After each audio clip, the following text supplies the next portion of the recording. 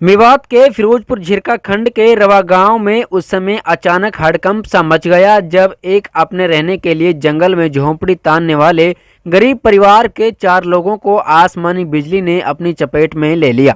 इस हादसे में 22 वर्षीय सोहराब नाम के लड़के की आसमानी बिजली से मौत हो गई और उसका बड़ा भाई व उसकी पत्नी घायल हो गए, जिन्हें इलाज के लिए अलवर के अस्पताल में भर्ती करवाया गया है। आसमानी बिजली का शिकार हुआ ये परिवार एक ऐसा परिवार है जिनके माँ बाप उन्हें बचपन में ही छोड़कर दुनिया से अलविदा कह गए थे। परिवार में 8 भाई और एक बहन है, जिनमें से सोहराब की मौत हो गई और सबसे बड़ा भाई अरशद व उसकी पत्नी अस्पताल में मौत और जिंदगी की जंग लड़ रहे हैं।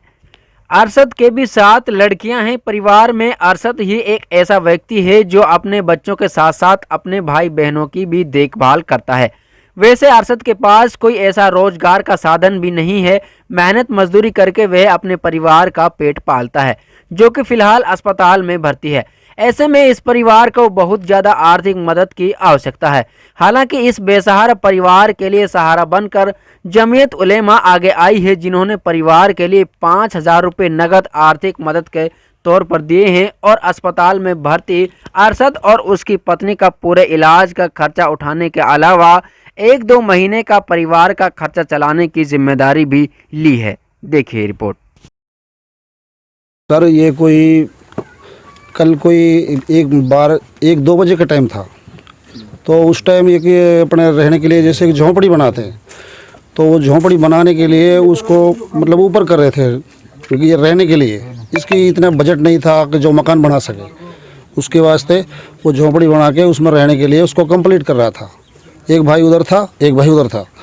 तो जैसे ही सर कोई ऊपर आसमानी बिजली ऐसे तड़की कि पूरा ऐसी की तैसी हो गए। वो वहीं पे गिर गया दोनों भाई, जिसमें से एक भाई तो वहीं पे एक्सपायर हो गया। दूसरा है जो वो ज़्यादा गंभीर हालत में, उसको हॉस्पिटल में एडमिट कर दिया। और जो अरशद की वो घर से है जी, उसको वो भी ज़्यादा, उसको अभी भी सही नहीं है, वो भी ज़्यादा हालत ख़राब है जी उसकी। मरने वाला का क्या नाम है? सौराब। सौरभ। कितनी उम्र होगी इसकी? उसकी करीब 22-23 साल थी। कितने बच्चे हैं? बाकी बच्चे नहीं थे जी, अभी 6 महीने शादी को हुआ है। तो दूसरा भाई ये जो फिलहाल इसका इलाज हॉस्पिटल में चल रहा है, उसके कितने बच्चे हैं? उसके 7 बच्चे हैं जी। अरशद नाम है जी उसका, वो बड़ा भाई है इनका। उसके 7 बच्चे हैं, 7 लड़की है जी। इनके माँ बाप क्या काम करते हैं? इनके माँ बाप नहीं है जी, वो बहुत पहले ही एक हादसे में गुजर गया। एक पिताजी था, वो जो पहाड़ में काम करता था, वो पहाड़ में ही कोई पहाड़ टूटने की वजह से उसकी भी डेथ हो गई जी बहुत पहले। छोटे ने छोड़ के मर गया जी। मेरा ताल्लुक़ जमीयत उलमा से है। जमीयत उलमा मुल्क का एक बहुत बड़ा संगठन है और मैं कल गुड़गांव में था। जिस वक्त मुझे इस मामले की पता चला, मैं बहुत बेचैन था। मैंने फ़ौरन हज़रत मौलाना याह्या साहब करीमी और मास्टर कासिम साहब महू अपने बड़ों से मशवरा किया कि ऐसा हादसा हुआ है, क्या करना चाहिए। मगरिब के बाद मैं घर पहुंचा था और मैंने अपने सारे साथियों के लिए कारी ज़करिया थे और मौलवी अकबर थे, मौलवी ताहिर थे, सबसे यहाँ आकर हम रात पहुँचे। मगर रात का मामला ऐसा था कि जनाजा घर पे रखा हुआ था, तो मुनासिब नहीं था कि हम कुछ कहते। मगर हमने अपने बड़ों से और जमीयत उलमा गुड़गांव में मैं रहता हूँ, ये फ़ैसला किया है कि जैसा कि अभी जो 2 हॉस्पिटल में है, उनका चाहे ख़र्चा 1 का है चाहे लाख का है, जमीयत उठाएगी।